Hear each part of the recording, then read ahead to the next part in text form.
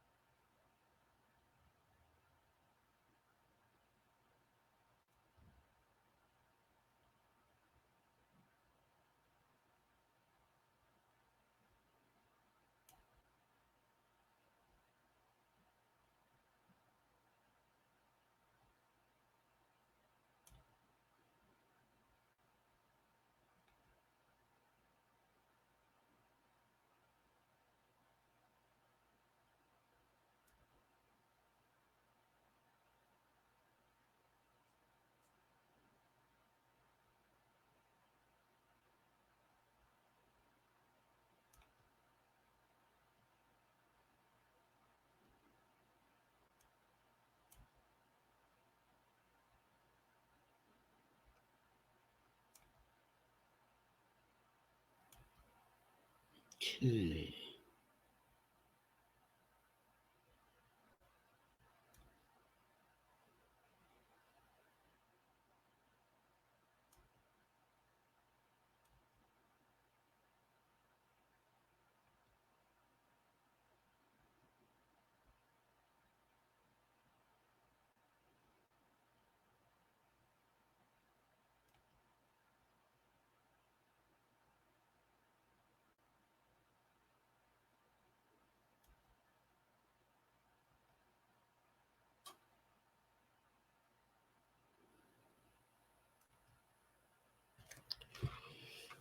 Okay. Hi, everybody. Stephanie says she has no sound. Okay. Is the sound okay now, Steph?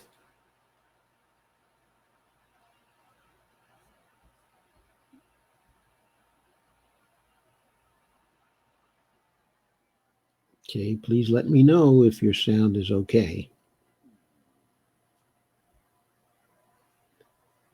If not, then I will certainly adjust.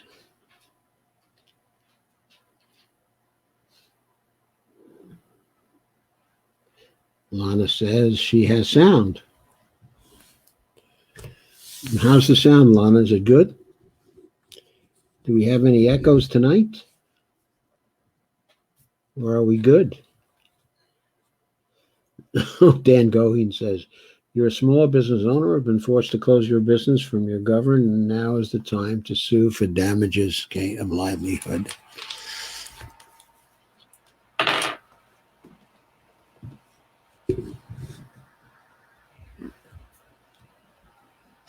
Dale says no echo at all. That's good because that means I have it set up right. I think I've been learning some lessons about how to set these things up. So thank you, Lana. And thank you, Dale.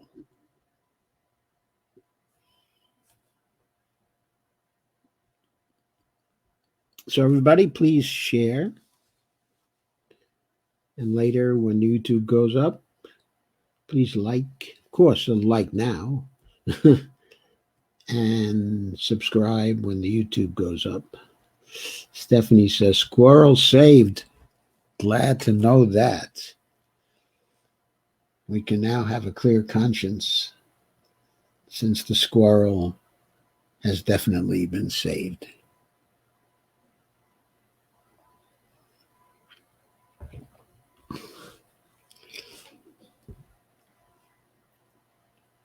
Okay, let's talk about the mess, the economic side of the mess. I'm sure we're all only too well aware of the current threat to health mess.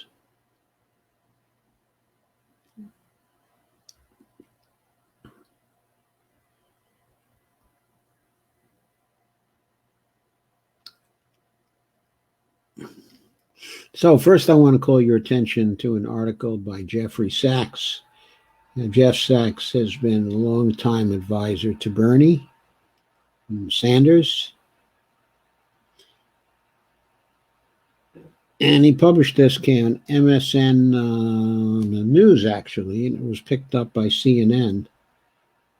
I guess some media companies don't always entirely compete to date.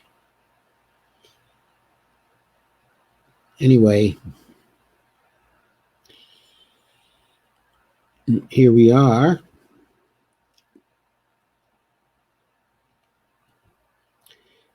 The point that Jeff is trying to make in this article is that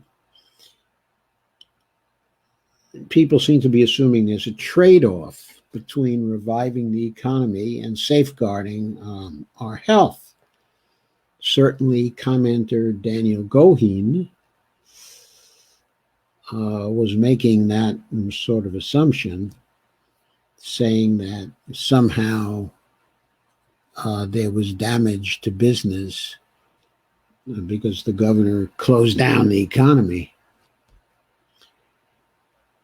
But it turns out that, according to Jeff Sachs,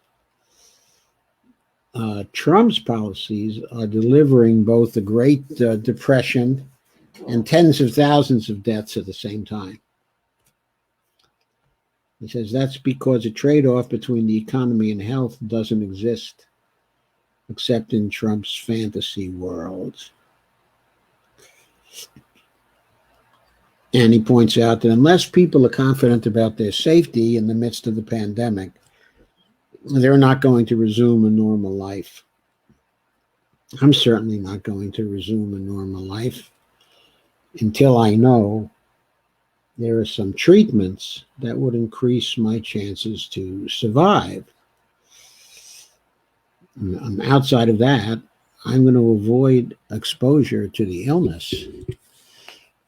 And there's nothing you can do about the economy except to deliver what it has to deliver in a way that doesn't expose me to the illness. I mean, I am 81 years old, and my chances of survival are, my chances of failing to survive are 1 out of 6. And that's too high. I just don't want to take a 1 out of 6 risk that sometime in the next 9 months or so, or 10 months, okay, or the next year, that I'm going to kick the bucket from this thing. That's not in my plans for the future. And I'm not going to take any unnecessary risks. And Jeff says, unless people are confident about their safety in the midst of the pandemic, they're not going to resume a normal life. And he says, by allowing a premature reopening, which ensures that the epidemic will rage, Trump most likely has condemned the United States to an economic collapse.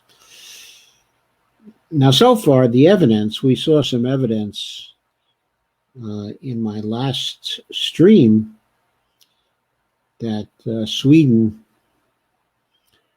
which hadn't but totally closed its economy, it closed some things, taken some measures, but much less rigorous than other states, and was not practicing social distancing to the same extent. Okay, so other states still, nevertheless, had an economy that was down as much as the economy of other states that were very close to it, and also had many more fatalities. So they had in Sweden greater risk and greater danger, and also greater fatalities than other comparable countries. Anyway, to go on with Jeff Sachs, he says the fantasist promotes magical thinking, and perhaps even believes it himself. He points out that our president said the virus wasn't a threat, that he said it would go away by April. Well, folks, it's nearly June, of course. He said it was fully under control. He said in March we have all the testing we need. Well, he can make that judgment, of course, but it's certainly not a judgment that I would make. I believe that I need a test and that Bonnie needs a test. I don't think I've ever had COVID-19, but if I got a test and it turns out that I had antibodies already, I would love to know about that. It would ease my mind considerably. And if I had that information, then I would much more vigorously participate in the opened economy.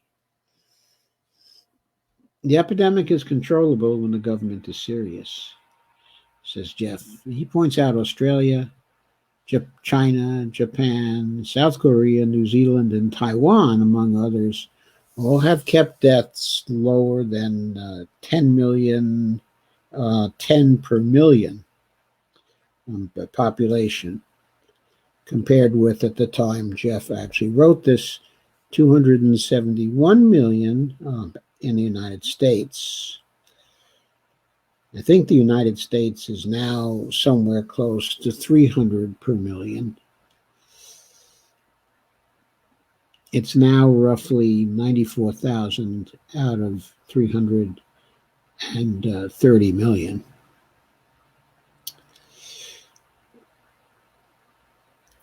And Jeff points out those other countries implemented public health policies at a national scale. We did not, thanks to Mr. Trump. And when he wrote this, our deaths were nearing 90,000. Now they're nearing 95,000.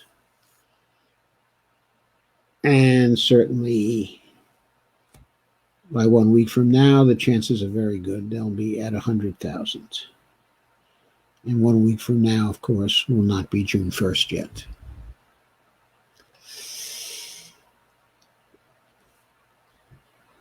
Based on a comparison of deaths this year as opposed to last year, we're almost certainly higher than the 90,000 count. We're probably more near 125 to 130,000.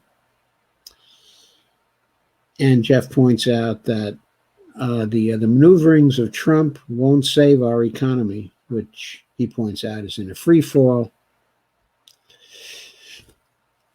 And he says states can open now and thereby spread more disease and death. But again, economic fantasy is not going to replace our reality.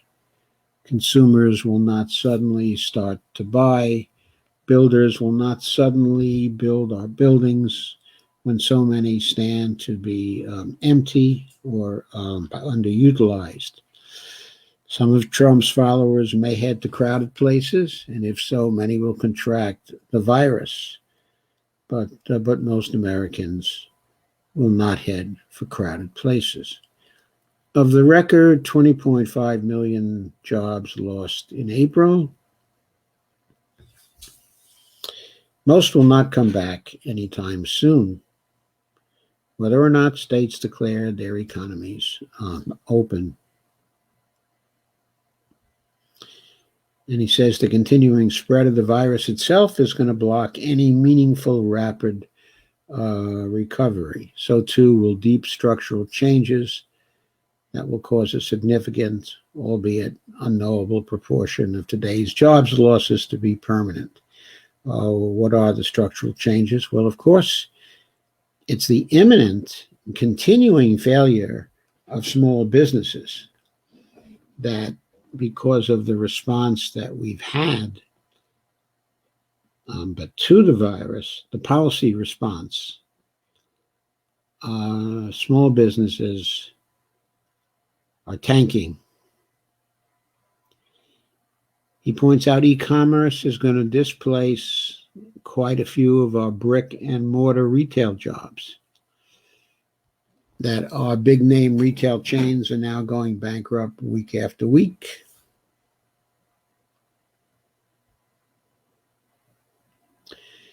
Our retail jobs were down 2 million comparing March and April of 2020. He points out correctly, I think, that many business firms are reorganizing their workflows to allow for far more work from home. And this will leave our office complexes sparsely populated. So many companies will downsize their space, meaning new commercial construction will remain depressed for years to come.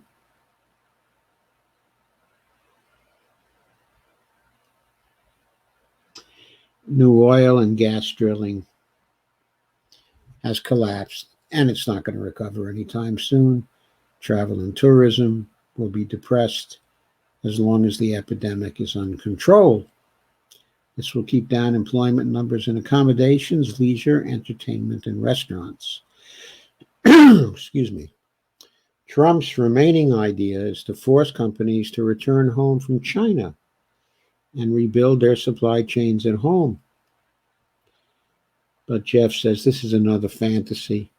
By intensifying the attacks on China, including new measures to cut off Chinese companies from our semiconductor technology, Trump will crush the growth prospects of much of America's high-tech industry, whose businesses include the international markets, including China's vast population, as well as India's vast population, too. Trump's moves will invite Chinese retaliation and hasten the day when China competes with the U.S. in various dimensions of semiconductor manufacturing and also design, such as specialized chips for artificial intelligence and 5G. One obvious area of retaliation will be for China to buy planes from Airbus instead of Boeing. Even before the pandemic, Boeing was in a very deep crisis because of the mismanagement of the 737 MAX. Trump's failure to contain the epidemic and his intensified attacks on China will deepen Boeing's woes. Boeing stock fell 2% on May 15th, the day after Trump's new anti-China measures. And Boeing stock is down by more than 70%, he said, from the peak on March 1st of 2019.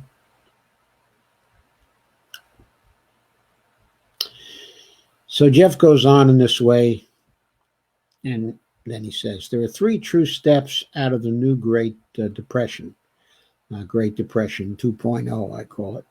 First and most urgently, we must end the epidemic through the public health measures, testing, tracing, and quarantining that Trump has consistently neglected and that he still is neglecting. Second, We must work with other countries, including China, to stop the epidemic everywhere in the world so that trade and travel can safely resume, and so that the millions of jobs dependent on trade, transport, and tourism are at least partly restored. Third, we have to build new industrial and service sectors, not prop up the old and moribund ones. He says recovery will not come through oil and gas fracking, but through a boom of U.S. companies producing solar panels, wind turbines, advanced types of batteries, advanced electric vehicles, and the hardware and software of smart grids, combined with the service industry boom based on new models of low-cost healthcare, education, and office work that combines online and in-person service delivery. By being smart and fair, we could look forward to new high-tech industries, more shared leisure time, shorter commutes, cleaner skies, by universal access to affordable health care, and higher education, and a guaranteed living wage for all workers.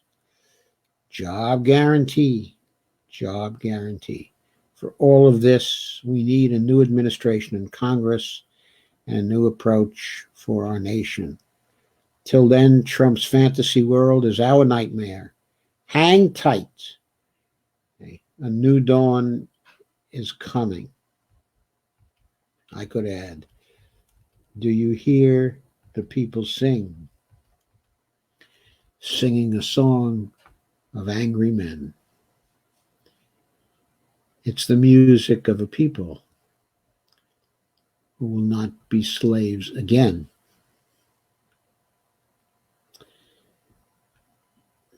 Second article from this one from Common Dreams, and it's by Owen Higgins, a staff writer there, and he warns that economists warn a prolonged depression is guaranteed if the GOP refuses federal aid to state and local governments. There's Mitch McConnell recently saying, we're in no hurry to do anything for state and local governments. And notice they did all kinds of things for corporations, large corporations. They did all kinds of things for banks, as we'll get into later. But they've done almost nothing for states and local governments thus far. Study was done by the Economic Policy Institute. Josh Bivens, who's a policy analyst. I don't believe he's actually an economist. Maybe he is. He could be a macro economist. He's always come over to me as if he's a policy analyst who needs to learn a bit of MMT. But he's still pretty good. And he says the ramifications of the coronavirus pandemic on the U.S. economy will be devastating enough to send the country into a certain and prolonged depression, economist Josh Bivens warned on Tuesday, just this past Tuesday, unless federal aid is delivered to state and local governments. Tuesday was only yesterday, wasn't it?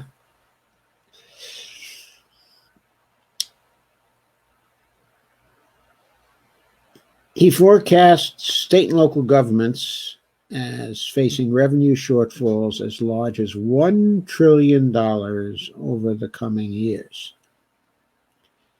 If no help is forthcoming from the federal government to close these shortfalls, the result will be an economic disaster, and one that is not confined to these governments. Why? Because so many people have jobs with state governments or get jobs because of the pay that is distributed to them by state governments. The state governments have to continue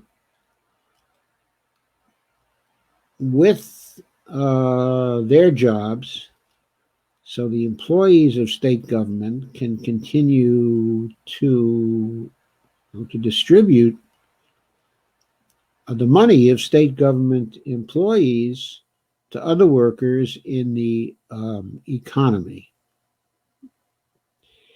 Josh Bivens looked at data from the recession in the 2010s and the austerity policies from that time, which he explained slowed our recovery. And yes, it did. And I would note at that time that MMTers were urging, depending on the MMT economist, having a revenue sharing program in which $500 per person, going even as high as $1,000 per person, was sent to the governments of each state to allow the states to handle their shortfalls, in revenue. Now, clearly, this downturn is far worse than that of 2009, 2010. If that particular downturn needed as much as $1,000 per person going to the states, I think we can see that this one easily needs to have $1 trillion going to the states. Okay. Annalise Gould, who's an economist from EPI, also tweeted, "A prolonged depression is guaranteed without significant federal aid to state and local governments. We need to learn from our past. Austerity was a huge drag on the recovery from the Great Recession. Let's not make the same mistake again." No, she didn't say again, but that's obviously the implication. And there's a graphic there about what happens in the trough of the recession when it came to state and local spending. And you'll notice how in earlier recessions, because of the aid that was given by the federal government to the states, state and local spending recovered far faster in those years. You can see that from this graphic. This was the author's analysis of data from the national income and product accounts. I guess you can't see that because I have forgotten to share it. Excuse me. Let me share the screen so you can see the graphic.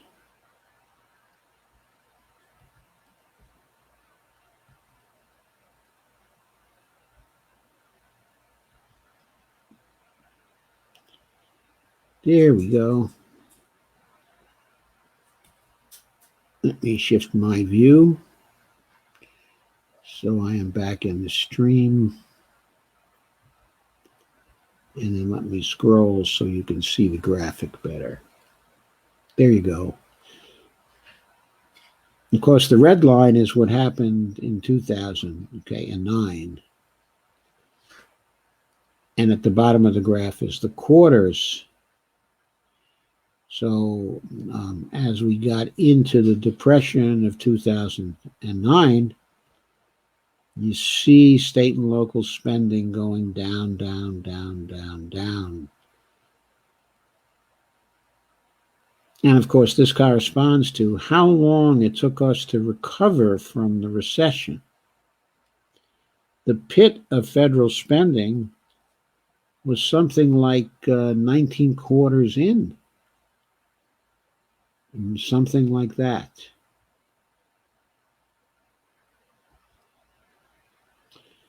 So that was a big factor in causing that particular depression to last for so long. He points out the spending austerity in the 2010s was the entire reason why it took a full decade to return to pre-crisis unemployment rates following the onset of the recession of 2009 It is why millions of Americans struggled through no fault of their own to find work, and it is a key reason why wages for tens of millions of Americans barely kept pace with price inflation over this time. Why? Because our labor markets remained too soft. Why? Because the federal government never had a stimulus bill for the states. It never gave the proposed $1,000 per person to the states during that time, even though that was what they needed, according to a number of analyses by some of the MMT economists. Warren Mosler in particular, and Randy Wray as well. Josh Bivens says the economy is currently approaching a knife edge in how recovery will proceed. If the virus relents and effective public health measures are undertaken, that allow a phased reopening of business, and the federal government actually provides sufficient measures for relief and recovery during this crisis, then our recovery could be rapid. But he says this confidence and demand will be savaged if policymakers allow state and local government spending to be hamstrung by the crisis.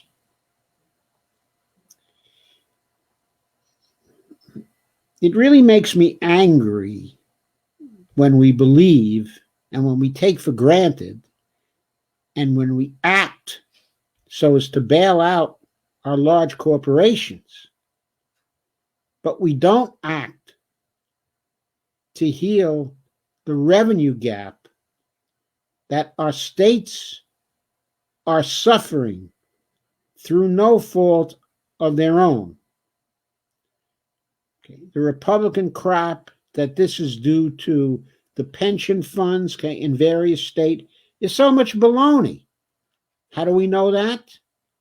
Because the states aren't in trouble right now because of their pension funds. They're in trouble right now because of the Depression. Before the Depression, there was no need for federal revenue sharing for states. They were doing okay with tax revenues. But a great gap is now opening up. And the federal government has to fill that gap. I personally don't even know if $1 trillion is enough. And I think they've already given the states something like $125 billion. So if they gave them $1 trillion now, it would be $1.125 trillion. But I still think that the states are going to need more than that.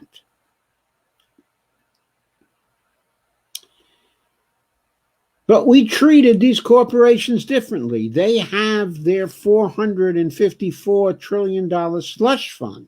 And by the way, hardly any of that has yet been spent. But stocks have been propped up just through the knowledge that those corporations are going to be bailed out by the Fed with huge amounts in loan funds coming from the CARES Act. That's one of the things the CARES Act actually did. As you know, or should know, there was a $454 billion appropriation that was allocated to large corporations under the CARES Act. But Treasury did not spend that money directly. Instead, it placed the $454 billion at the Federal Reserve to fund a slush fund that the Federal Reserve established, a $4.6 trillion slush fund, actually a loan fund for large businesses to tie into so they could have vast amounts in loan funds to allow them to work their way out of the crisis. So the big corporations were getting $4.5 trillion in their little kitty. And they've had to do very little to justify getting those loans. Now, the loans have hardly been dispersed yet. I think only 114 billion have been actually dispersed. But a lot of loans have been approved because they were easy to apply for. And they will be coming shortly. So he bailed out our large corporations. Also, you may not know that our banks have been bailed out under cover of a virus or are being bailed out. And an article in Common Dreams on May 18th by Ellen Brown, very good writer on banking and specifically public banking, who looks at the political and legal aspects. She's not as strong on the MMT aspects, though she has some MMT background now. And there's a picture of people advocating for public banks in California, and Los Angeles, of course, is in the process of establishing a public bank that was voted in there. I don't know if the bank actually exists yet or is still in process. As far as I know, it may exist. I haven't been following that as carefully as perhaps I should. Anyway, Ellen points out that when the Dodd-Frank Act was passed in 2010, President Obama triumphantly declared, quote, no more bailouts, unquote. But what the act actually said was that the next time the banks failed, they would be subject to, quote, bail-ins. The funds of their creditors, including their large depositors, would be tapped to cover their bad loans. When bail-ins were tried in Europe, of course, the results were disastrous. Oh, yes, they were. I remember it was a scandal in Crete when they took deposits from the depositors to make the banks solvent again. You can imagine how unpopular that was. Anyway, many economists in the US and Europe argued that the next time the banks failed, they should be nationalized. They should be taken over by the government as public utilities. But that opportunity was lost when in September of 2019 and again in March of 2020, Wall Street banks were quietly bailed out from a liquidity crisis in the repo market that would otherwise have bankrupted them. There was no bail-in of private funds, no heated congressional debate, and no public vote. It was all done unilaterally by the unelected bureaucrats at the Federal Reserve. And then Ellen quotes FDR and says, the justification of private profit is private risk, quote unquote. I couldn't agree more with that. I say that a lot. I probably didn't even know that I say that a lot because probably once I read this very quote, that the justification of private profit is private risk. But I've believed that since my teen years. If there's no risk involved, it seems to me there shouldn't be any profit involved. That's always annoyed me about the banks. How they've always been unwilling to take very much risk while they scheme and con in order to make these huge profits. Ellen says banking has now been made virtually risk-free, backed by the full faith and credit of the United States and its people. The American people are therefore entitled to share in the benefits and the profits. Banking needs to be made a public utility, says Ellen. I entirely agree.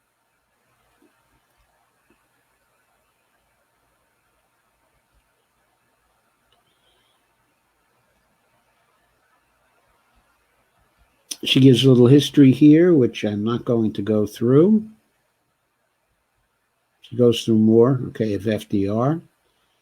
When he took office in 1933, he was skeptical about insuring bank deposits. He says, we don't wish to make the U.S. government liable for the mistakes and errors of individual banks and put a premium on unsound banking in the future. Of course, at that time, the government had a viable public alternative, a U.S. postal banking system. It was established in 1911. Postal banks became popular during the Depression because they were backed by the government. But FDR was pressured into signing the 1933 Banking Act, creating the Federal Deposit Insurance Corporation that insured private banks with public funds. FDIC, of course, is one of the major agencies of the federal government today, and it's still bailing out the banks. Congress at that time was unwilling to insure more than $5,000 per depositor, about $100,000 today, a sum raised temporarily in 2008 and permanently in 2010 to $250,000. That meant large institutional investors, pension funds, mutual funds, hedge funds, sovereign wealth funds, had nowhere to park the millions of dollars they held between investments. They wanted a place to put their funds that was secure, provided them with some interest, and was liquid like a traditional deposit account, allowing quick withdrawal of the funds, of course, when they wanted to do an investment. They wanted the same, quote, ironclad money-back guarantee, unquote, provided by FDIC Deposit Insurance, with the ability to get their money back on demand. And Ellen points out that this is what caused the development of the private repo market.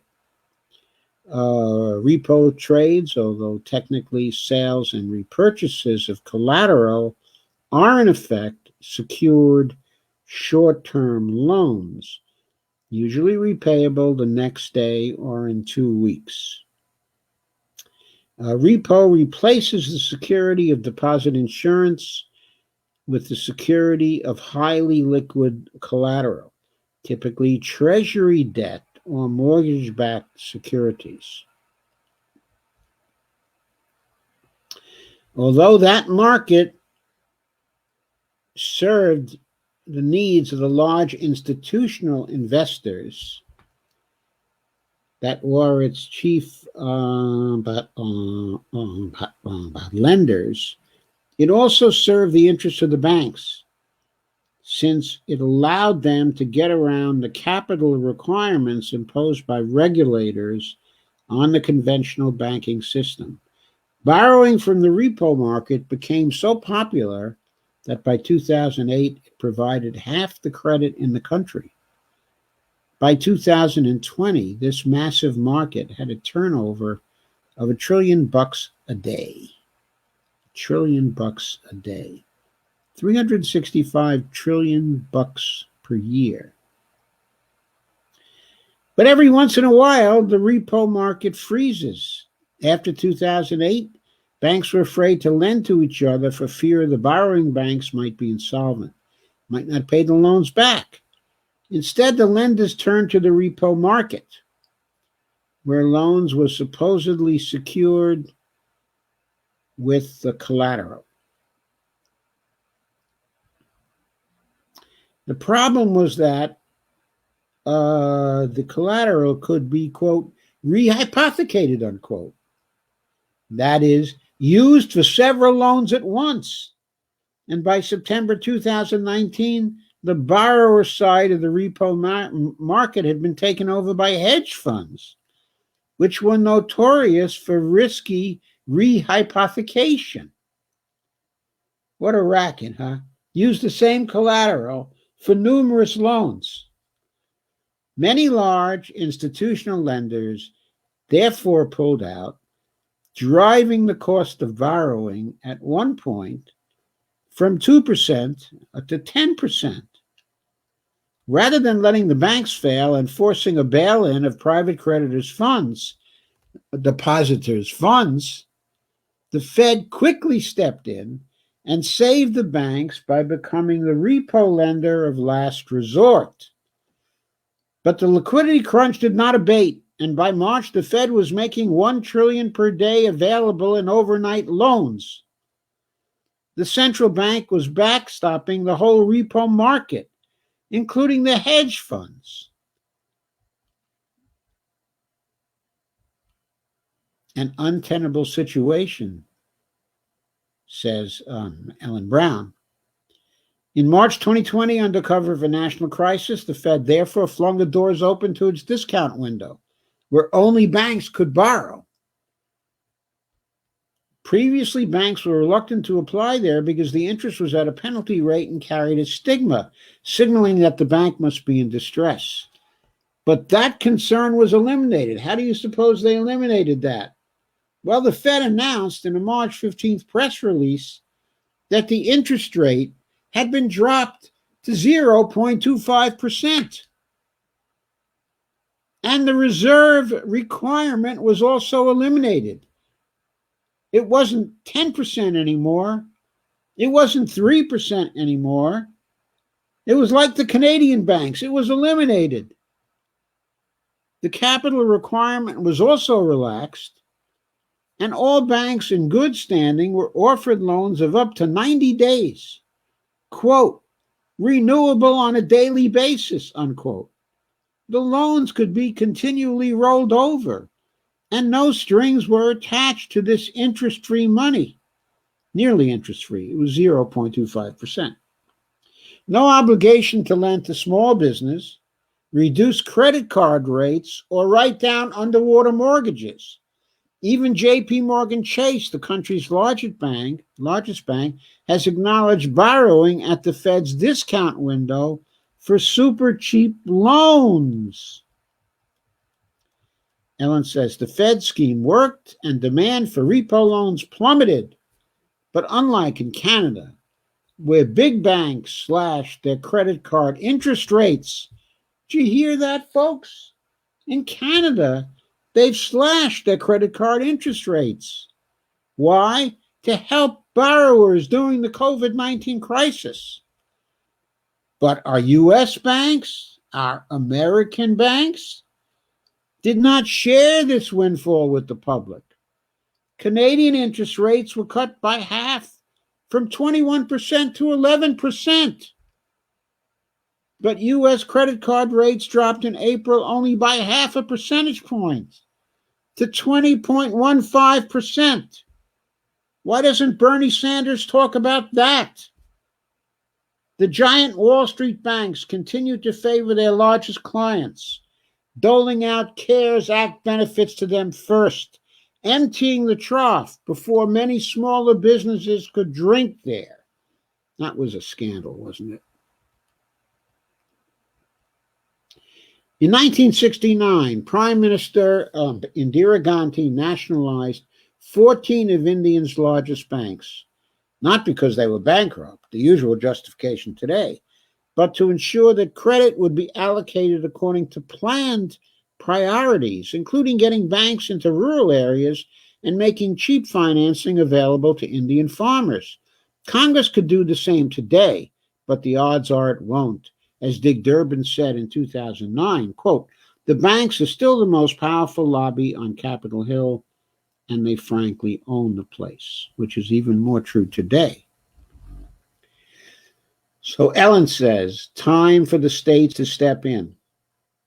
State and local governments could make cheap credit available to their communities, but today they too are second-class citizens when it comes to borrowing.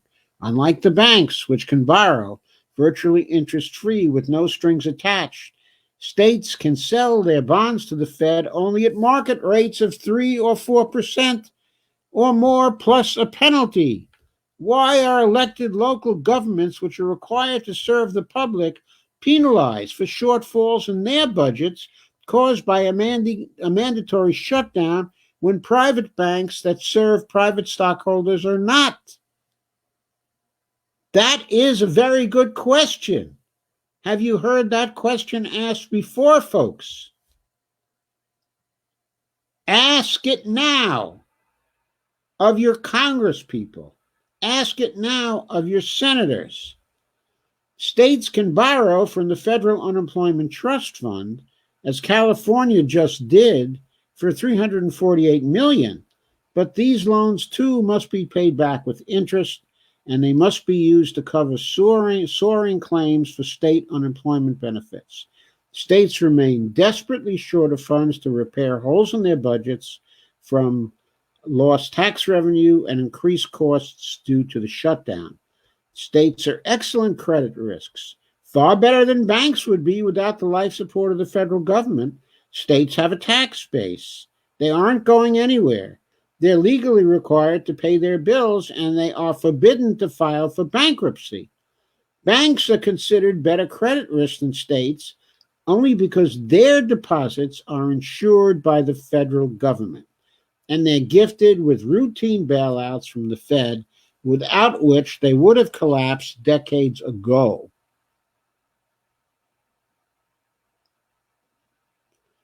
She's talking about the banks now. Their gifts, their welfare from the Fed, without which they would have collapsed decades ago. The Fed is a welfare agency for the private banks. That's what it is. That's part of our policy response to Great Depression 2.0. It is give lots and lots of welfare to the private banks.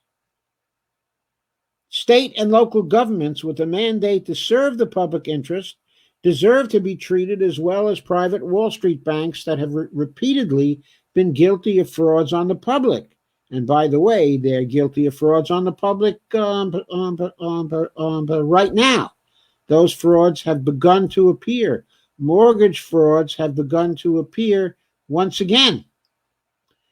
Wall Street banks that have repeatedly been found guilty of frauds on the public. How can states get parity with the banks?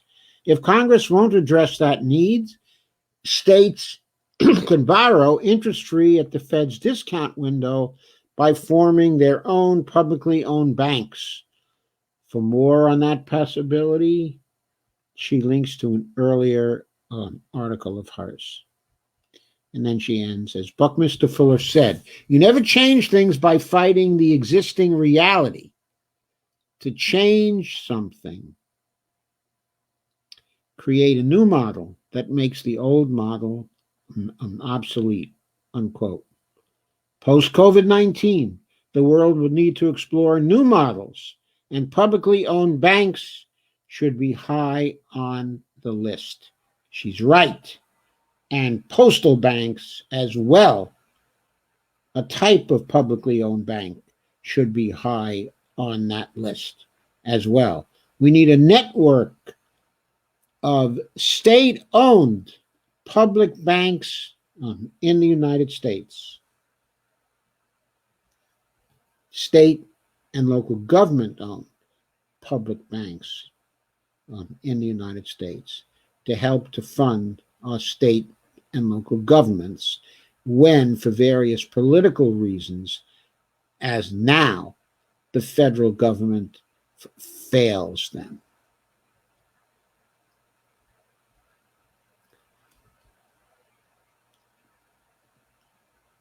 How else are we responding to the crisis? How else are we responding? Well, there's a political dimension to the response to the crisis as well. And that political dimension is not just the political debate between the parties, not just the propaganda, okay, and the name calling, but also the voter suppression aspect.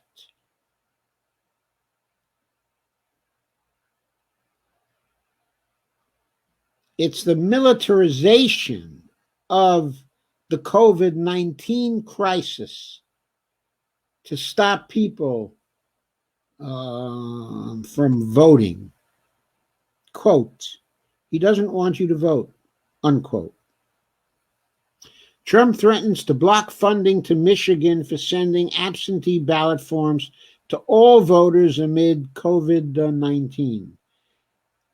This is an article from May 20th from Common Dreams by Jake Johnson, their staff writer.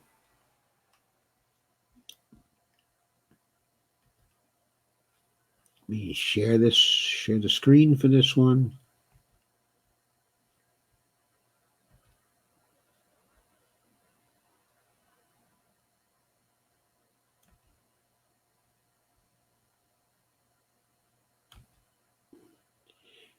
You can see this nice picture. Although there's a vote center and a sign as people wait to cast their votes in Santa Clarita, California on May 12th. This is not a COVID-19 testing site.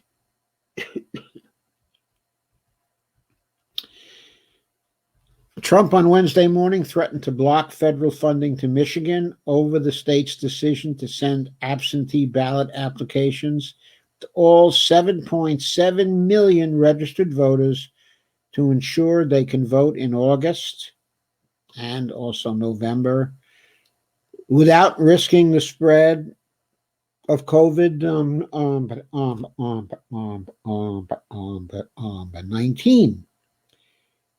To me, that seems like a very sensible thing that all states should be doing. Why should voters be exposed to COVID-19? Trump is not exposed to COVID-19. He votes by mail himself, but he wants to deny funds to states that want to extend the privilege of voting by mail. I would call it a right, the right to vote by mail to all their citizens. So Trump has tweeted, this was done illegally without authorization by a rogue Secretary of State. I will ask to hold up funding to Michigan if they want to go down this voter fraud path. Voter fraud crap. What's voter fraud about this? In a follow-up tweet, Trump tagged the U.S. Treasury Department, White House Chief of Staff, Mark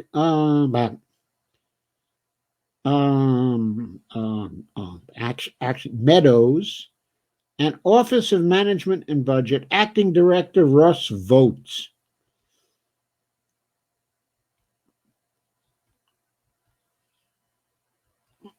Critics noted that while withholding funds in such a way would likely be illegal, yes, I think it's totally illegal. I mean, what does Donald Trump have to do with voting in the states, even voting for federal office?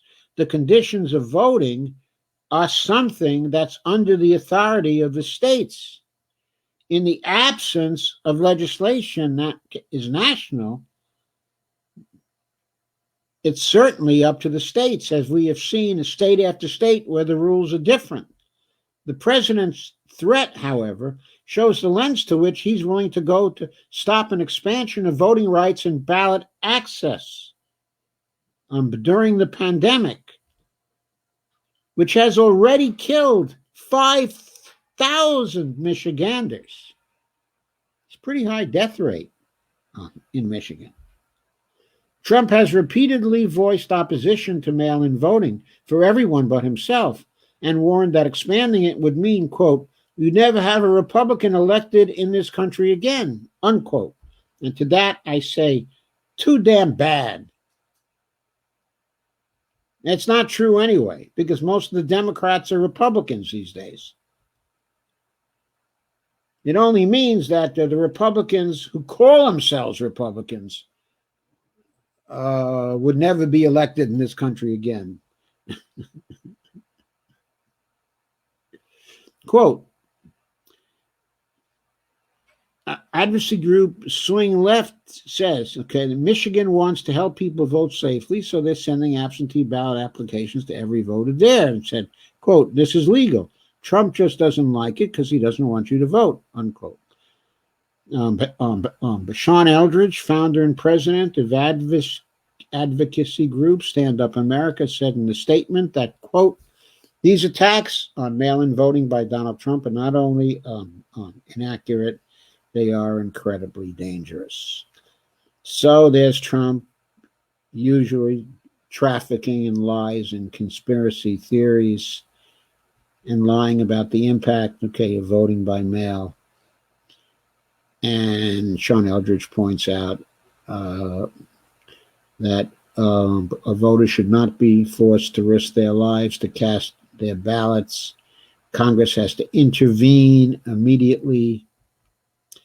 Michigan Secretary of State Jocelyn Benson announced that all of the registered voters will receive absentee ballot applications in the mail ahead of the August congressional primaries and the November general election.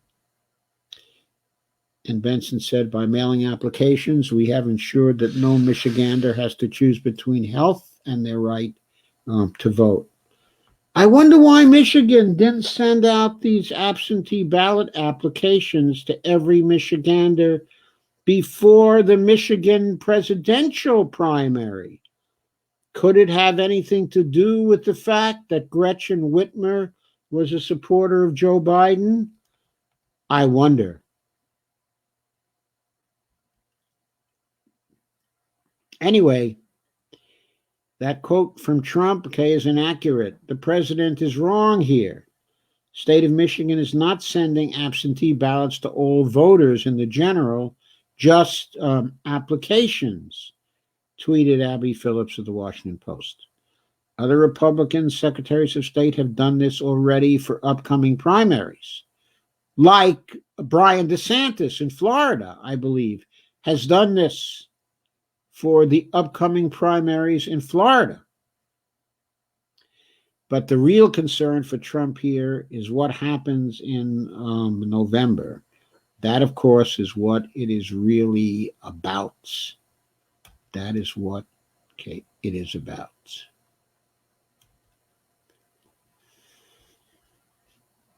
So next, it turns out that Congress objects to the bailout that it approved. Here we are talking about the CARES Act again. And this is by Dave Dayen's column for today, for May 20th.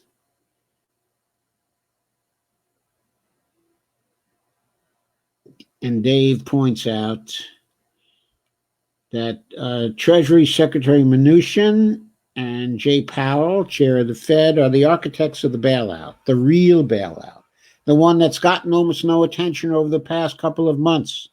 They're assembling corporate lending facilities, the first of which just started buying shares linked to low-grade corporate bonds last week, to junk bonds. They're buying junk bonds.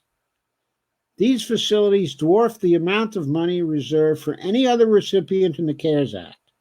And I've been mentioning the money cannon has already succeeded in protecting the investor class from fallout from the pandemic.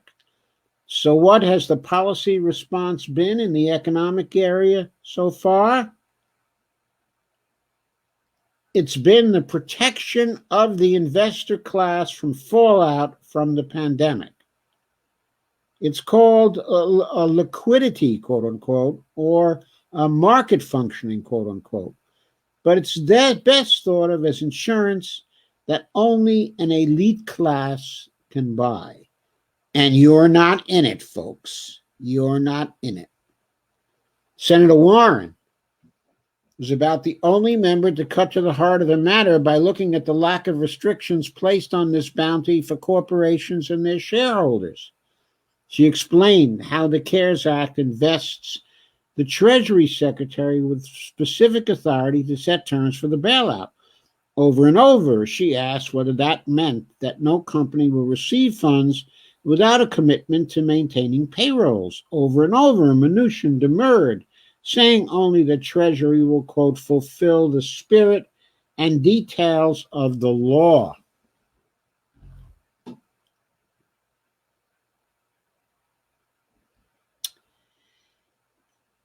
Dave says, technically, there's a requirement in the Main Street lending program to have companies make commercially reasonable efforts to keep employees, which to me reads like you can hang on to workers if you can afford it, and if not, all bets are off. With the corporate bond purchases and other announced facilities, there are no similar conditions. That is my emphasis. Conditions for the poor, conditions for the people, conditions for the small businesses, but no conditions for the main actors in the investor class. They get near free money with no conditions and no constraints and restraints. Nothing for public purpose, everything for private profit is what is going on here, people. I should mention here that the blame for this lies fully at the feet of Congress, says Dave. They built this money cannon, and they deferred to Treasury and the Fed on virtually all of the terms. If they wanted to foreground employee retention, they could have said so. If they didn't like it, they could have voted against the bill. It passed 96-0, including with the support of Senator Warren, the questioner today. Congress failed the public on that vote, and too few of them will admit it. It's notable and good that Joe Biden picked up on Warren's questioning, demanding more conditions, quote unquote, to ensure relief goes to workers, not their CEOs, but expecting Treasury Secretary Mnuchin to make that happen is a fool's errand. And Mnuchin, in fact, pointed out that the airline bailout has a job retention component, which is true because Congress wrote that directly into the bill. The airline bailout was a $35 billion bailout, I believe, taking $35 billion of the $46 billion that came out of the $500 billion in order to produce the $454 billion that underwrote the Fed's $4.6 trillion trust fund for other large corporations. But the airline bailout was separate. It was about $35 billion, as I recall. There was another $11 billion in there for odds and ends. But what was given to the airlines was given with a job retention component, because Congress wrote that directly into the bill. Now, it's not too long a job retention component. I think it only lasts until the fall. But it has one because Congress wrote it in. So Dave says, if you want a policy outcome, put it in writing. If not, don't expect the regulators to fight your battles for you. Yes, Treasury Secretary Mnuchin is, quote, boosting Wall Street buddies and leaving the rest of Americans behind, unquote, as Warren said. Yes, Treasury and the Fed will prioritize Wall Street and, quote, any economic recovery will be slowed, unquote, as a result, as Jack Reed said in the hearing. And there was another interesting section with Senator Chris Van Hollen, who was a Democratic senator from Maryland, where he correctly questioned why the Fed was buying junk bonds, many of which were already under stress before the crisis hit. Powell's answer was slippery. He claimed he was only buying bonds of companies that had slipped into junk bond status, which doesn't seem to be true. but earlier he pretty well explained it. Quote, we want to be a backstop for those markets. They want to bail out the junk bond market, in other words. This isn't the profile of a crisis manager, and it's why ultimately the Fed rescue won't work, at least not for the general population. Congress can set the parameters, constraints, even ban junk bond purchases if they want. It can direct money where it's most needed. It can act. In its absence, you just get investor class protection.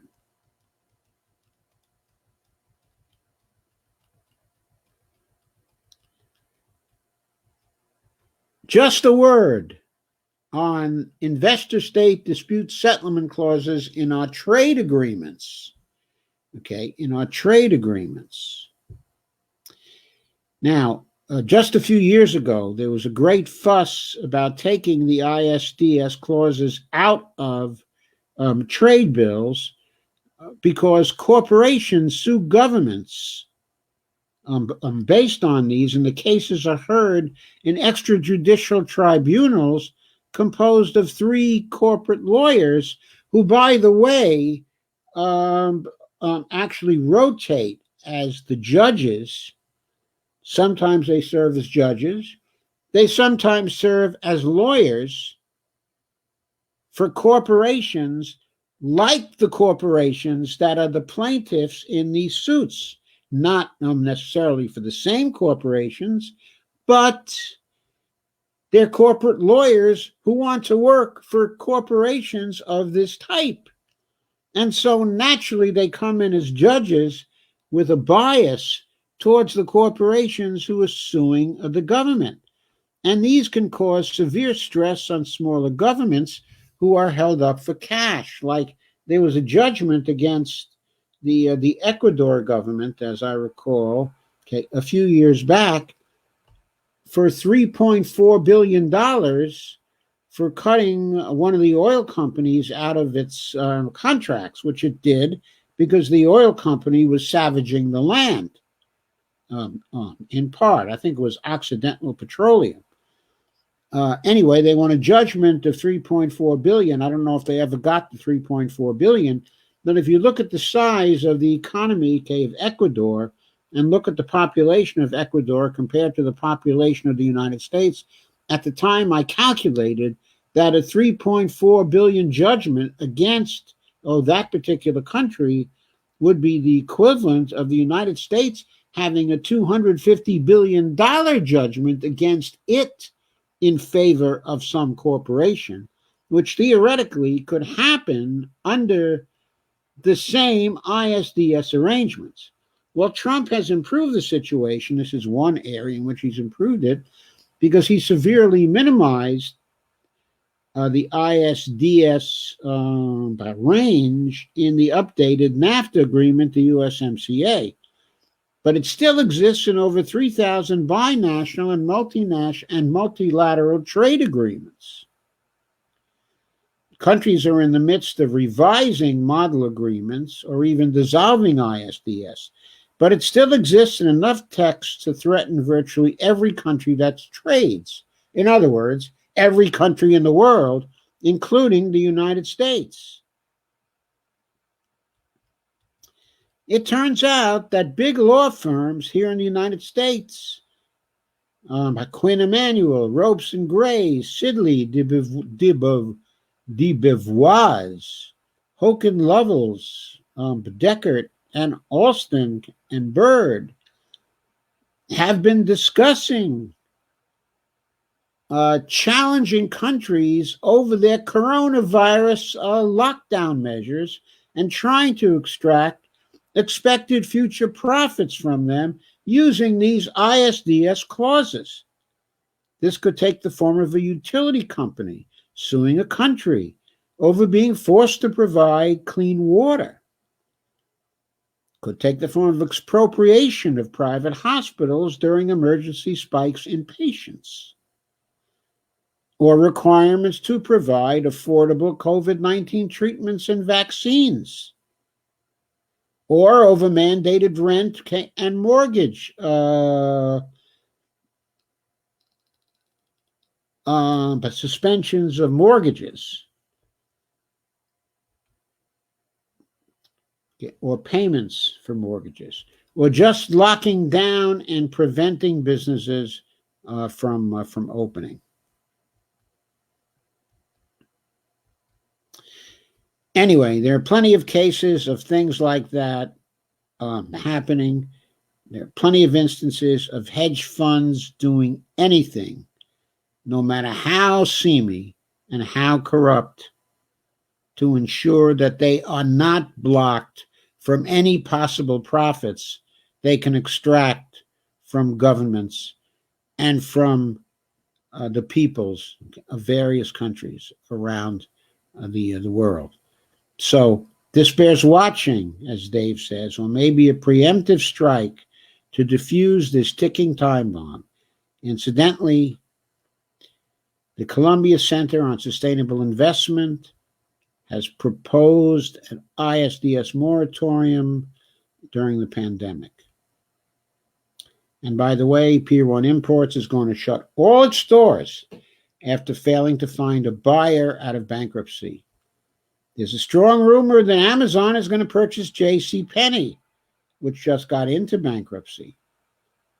I'm hearing this is mostly about the real estate. JCPenney has some good locations in its warehouse infrastructure, and even the mall sites could be converted into distribution centers. What's interesting is who's not coming forward right now by private equity. These are the kinds of sick companies that private equity usually feasts upon. While the retail business is sick right now, pretty much the only rents not being paid in widespread fashion, they could flip Pier 1 or JCPenney real estate and make back their investment, add to the management fees, and it's a profit machine. Debt markets are fairly open, funding wouldn't be a problem, and firms have trillions in undeployed money, known in the industry as dry powder. The problem then looks to be private equity's business model. They've been battered by losses in overvalued portfolio businesses they can't unload, and stymied, at least in some areas, of government relief. There are deals to be made on the other side of the crisis, but a lot of firms might not be able to get to that other side. We may be flattening the curve of the private equity industry. That would probably be a good thing. Probably be a very good thing.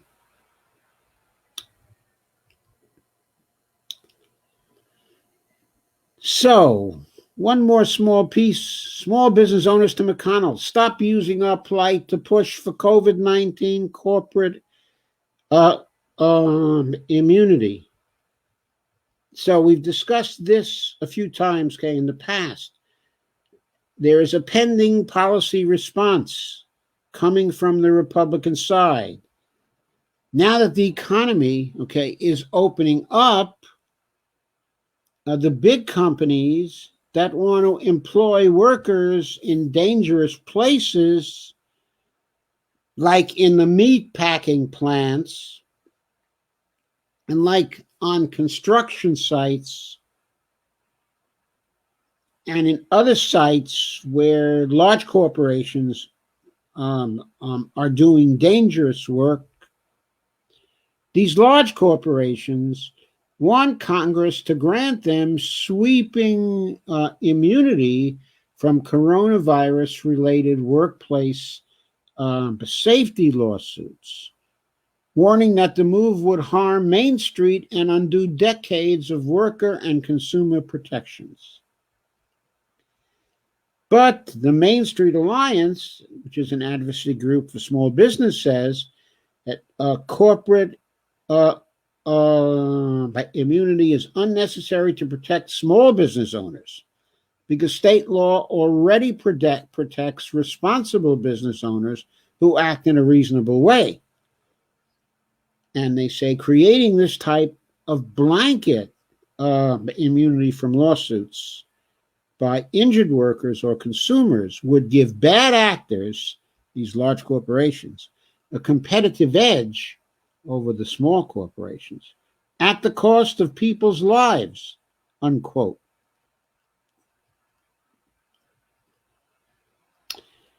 And there are some more quotes from that.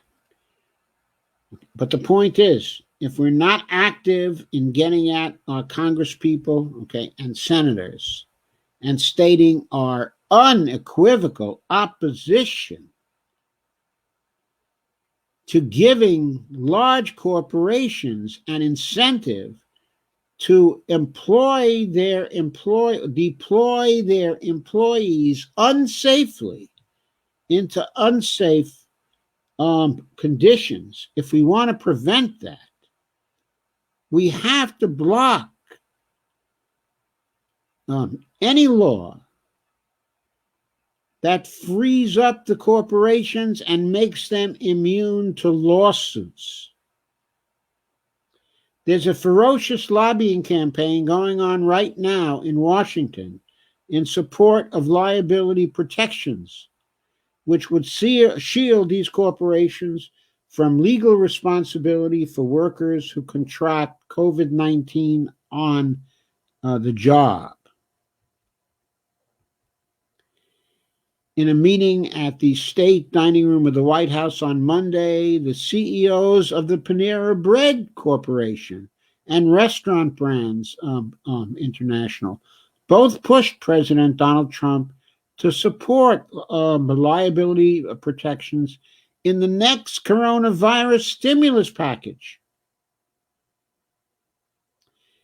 And Mitch McConnell last month said these protections are his top priority for future COVID-19 legislation. So, what these people are doing is they're using our lives as hostages.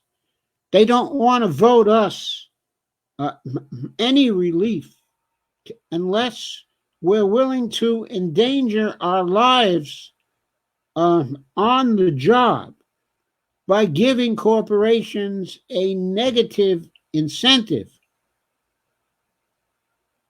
which is designed to free them from taking safety precautions for us while we're on those jobs. Trump says, the Democrats don't want to give you the liability provisions. They just don't want to have that. And it's crazy that they don't, but we'll get it anyway. That's what Trump says. It's crazy that they want to get rid of the liability provisions. It is absolutely crazy that they do. These people are trying to take our economic system back to the conditions of the early 1900s. We know what that looks like. We know how many people that kills. We don't want that, and we're not going to have that. And anybody who tries to force us into that has to be defeated at the polls in November and in any primary coming before that.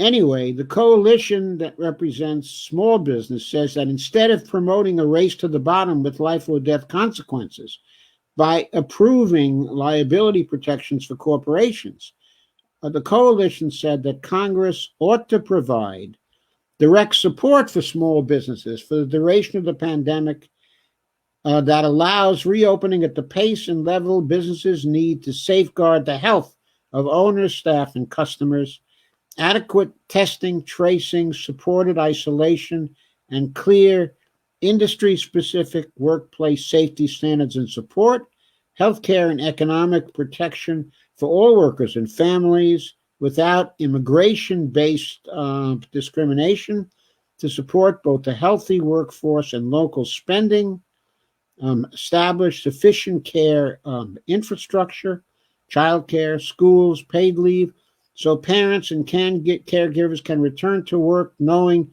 their families are safe and protected. Okay, and also mechanisms to tackle systemic racial and economic inequities that are devastating businesses and communities of color, pushing people of color onto the front lines of the disease. That's what the small business groups actually want. In this respect, they're opposed. The Main Street Alliance, okay, while its member businesses are eager to resume operations as soon as possible, they're very concerned about safety, unlike these large corporations, which want to maximize their profits by making their workplaces unsafe. Hello, Amazon. Hello, Amazon.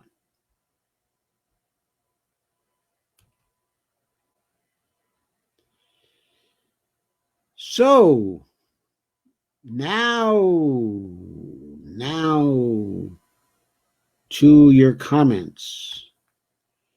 If you think the policy response has been terrible so far, you are right. It has been terrible. It has been even worse than 2010. At least in 2010, there was a stimulus bill that saved the jobs. It wasn't up to the scale of the challenge, but at least it met the challenge roughly halfway. But our legislation thus far has not met things halfway at all. A whole bunch of money has been appropriated, but very little of it has been effective thus far. Very little of it is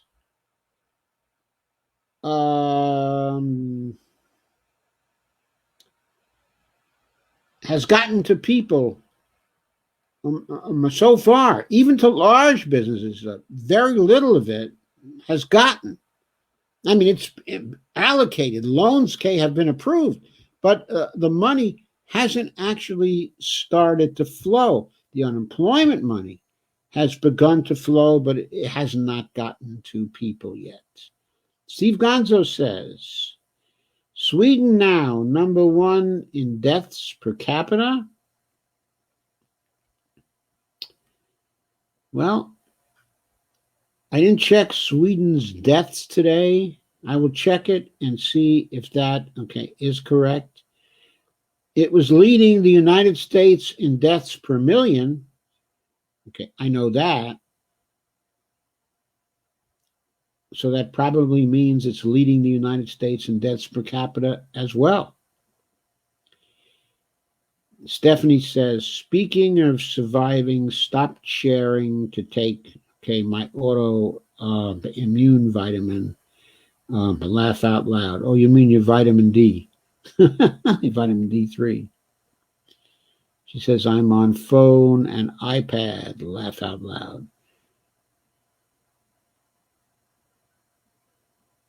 And there's a lot of banter about the vitamins. Stephanie says the Progressive Party. She says, please don't share in the Progressive Party. They got into some trouble. I wonder if it was the reason I could not share. Hardly because I was sharing to that group that was in trouble. Stephanie says, amen, still sharing. Jim Bird says, hey all. Stephanie says, okie dokie, 92 groups. Okie dokie, that's great. Hey, Jim, it's so good to see you. Kay says, GOP states have already cut most pension funds for state employees. Stephanie says, so hopefully it will eventually get seen with all those groups. I hope so. And Dolores says, shared and have 2 watch parties. Wonderful, Dolores. Thank you. Kay says, oh, and please get your watch parties to share, like, and subscribe. That's very important. And since they're in your watch parties, I don't know if I guess I get to tell them through this anyway. So, and Kay says, yes, Wall Street was way up again today. And Stephanie said, I didn't know that. Wall Street is going to be up and down and up and down. Wall Street was way open today because the economy is opening and the animal spirits are rising, okay, on Wall Street. And there's a certain amount also of actual belief in Trump in Wall Street because he's delivered good stock market performance for them in the past. So they wonder if that's going to happen in the future. And Dolores has shared a link to me in Twitter. Thank you, Dolores. And also Dolores says Facebook would put my butt in jail with that many shares. I think Stephanie says that she says, I don't know why, but since I quit by sharing Real Progressives, no offense, I can share to every group, okay, that I belong to. Or maybe it was actually Real Progressives that was getting you in trouble for it, Stephanie. And so Gina Marie says hi, and Kay Ryan says credit card interest way out of hand. Not only way out of hand, could you imagine if our credit card interest was cut in half, as the Canadians have done on their credit cards? God, why don't we get our states to secede and become part of Canada if Canada would have them? Kay said, I mean, we would have Medicare for all immediately then, right?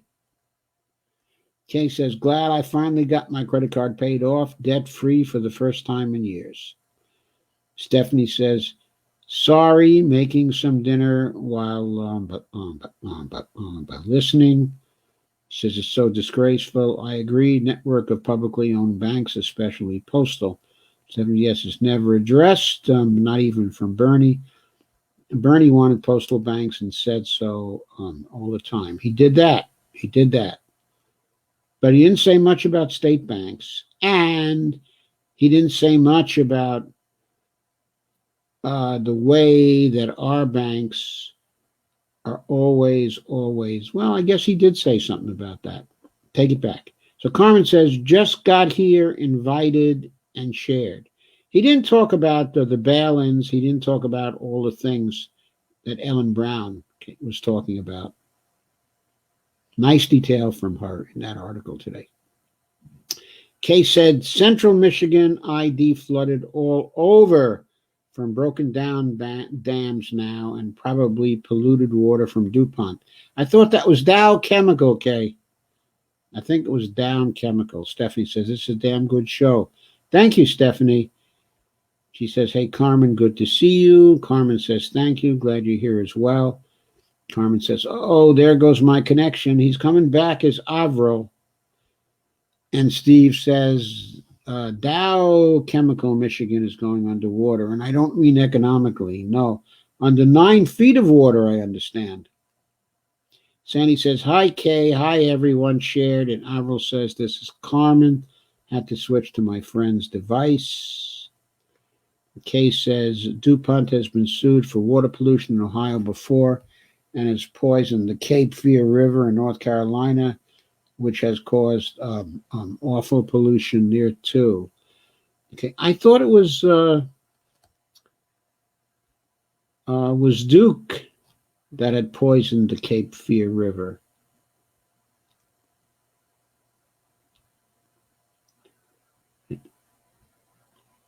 I've forgotten what kind of company Duke is, but I thought it was they who was doing the environmental poisoning in the Cape Fear River, okay, in North Carolina. Stephanie says Dr. Joe is kicking some ass tonight. I think I kick ass every night, right? Avro says, end the neoliberalism. God, would I love that. Sandy says, darn, I love Pier 1. Lana says, gobble, gobble, big business eats smaller businesses. Sandy says, I'm surprised Kmart Sears is still hanging in. I thought they were in bankruptcy too, but chapter 7 rather than chapter 13. I thought they had a workout of some kind. Kay says, I worked Christmas time at Penny's for years, many years ago. I sold bikes and sleds and other toys too back then to pay for my older kids' Christmas. And Stephanie says, Kay Clark Ryan, Airborne. And Bonnie just had a little music in the background.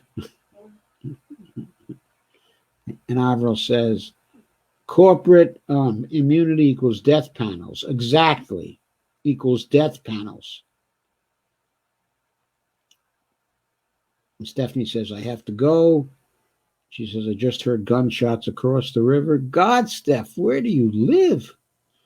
Okay, I know it's in Arkansas, but where do you live? God in heaven.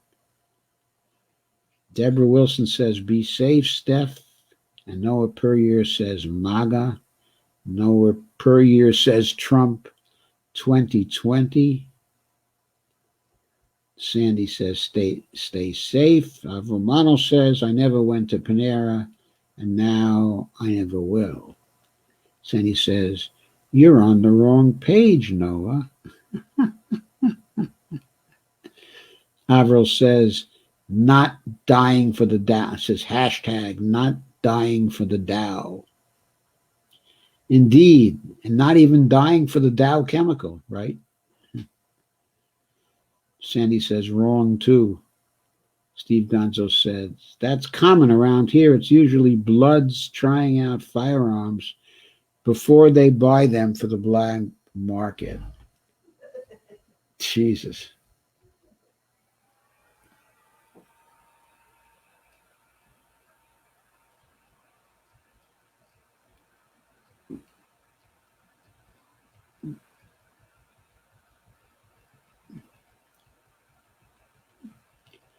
Scroll down too far. Here we go. I'm back to where I was.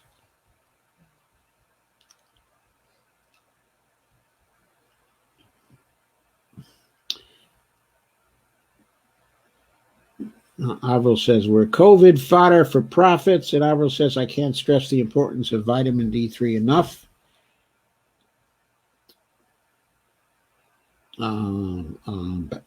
Especially for POC, people of color. POC is people, okay, of color.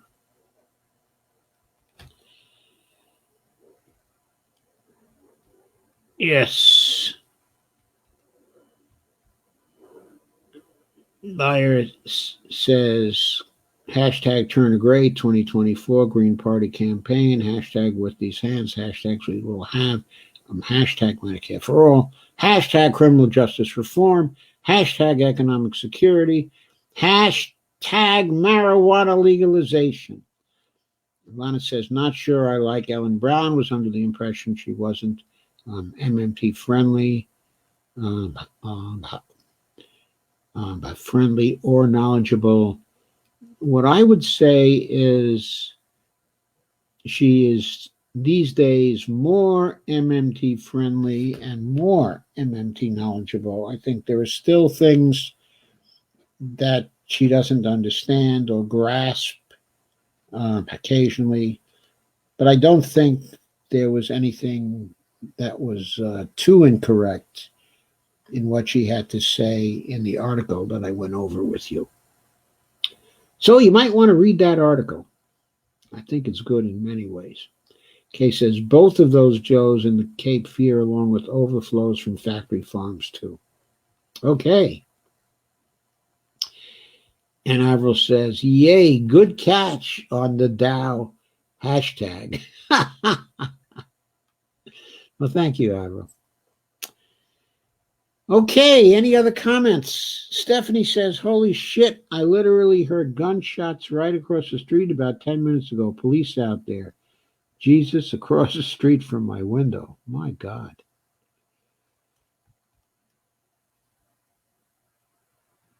Oh, stay out of sight, Stephanie. Stay out of sight.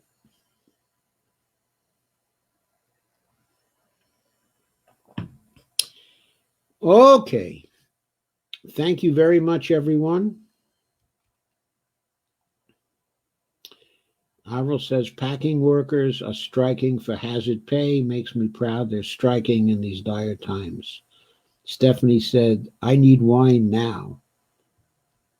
Yes, I just took a little sip of red wine. I have a ration of 1 ounce at 9 p.m. and I do my best to stick to it. That saves money. Stephanie says, good show. Well, thank you, Stephanie, and thanks for all the sharing. I think it has been a good show. And Deborah says, night, sir. Good night, Deborah. Thanks for coming. Kay says, night all. See you tomorrow. You'll see me tomorrow. I'll be here tomorrow. I certainly will. And thank you again for coming. Avril says, wine, better get whiskey. I don't have any whiskey here, I don't think. Stephanie says, I mean, really kick-ass show. You were awesome tonight. Well, thank you, Stephanie. And Loris Pierce says, thank you and good night. Okay, but Bonnie and I both enjoyed last night's Q&A session. So thank you for that. And Buyer Misner says, how do you measure your wine out? Well, we use a measuring cup. We actually use a measuring cup. And we get 1 ounce at night. Lana says, I wanted to refer the organic red wine with no preservatives. Well, thank you for referring the organic red wine, with no preservatives. But Trader Joe's has that too. Sometimes we have some of that, sometimes we don't. Sandy says, have a good night, everyone. Great show, Joe. Thank you, Sandy. Avril says Dr. Joe would be a kick-ass rep. I think I'm a little old to be campaigning. Stephanie says, good night, loves. Have a good night. I think I'll drink the whole bottle of wine. Okay, I don't have whiskey. Stephanie says that was too stressful. And watch out, too much of that wine can bring you down, Steph. Sandy says $2 Chuck. $2 Chuck in California. It's $3 Chuck here. Actually, $2.99 here. Avril says, do you worry about arsenic in wine? Not really, because there's not enough arsenic in this wine, but to make a difference. So I don't worry about that. And Lana says, our daily red, my favorite. Well, I usually have another 3 ounces, at dinner. So 3 ounces at dinner, 1 ounce now, that's 4 ounces a day. That's our limit. We stick to that limit. Stephanie says, I like Roscato. Roscato or Moscato? Roscato or Moscato? Lana says, most red wine from the U.S. has too many preservatives. I'm sure that's true. I think that's true. Anyway, good night. Good night. See you tomorrow.